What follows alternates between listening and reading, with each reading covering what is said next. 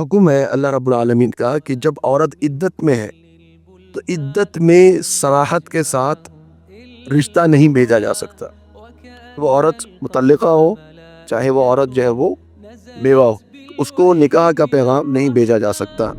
کہ یورپ میں اور کینیڈا میں امریکہ وغیرہ میں یہ قانون موجود ہے کہ عورت بھی طلاق دے سکتی ہے، یہ اختیار انہوں نے دیا ہوا ہے. لیکن ہماری شریعت کے مطابق یہ اختیار صرف اور صرف مرد کے پاس. ہاں اگر عورت علیحدگی چاہتی ہے تو اس کے پاس کیا راستہ موجود ہے؟ خلا کا راستہ. تو عصر کی نماز کی بڑی اہمیت ہے، بلکہ نبی کریم صلی اللہ علیہ وسلم نے فرمایا کہ جو شخص عصر کی نماز کو چھوڑ دیتا ہے، ترک کر دیتا ہے، نہیں پڑھتا، تو اس کا گناہ ایسا ہی ہے یا اس کا معاملہ ایسا ہی ہے گویا کہ اس نے اپنے اہل و عیال کو اور اپنے کاروبار کو تباہ کر لیا.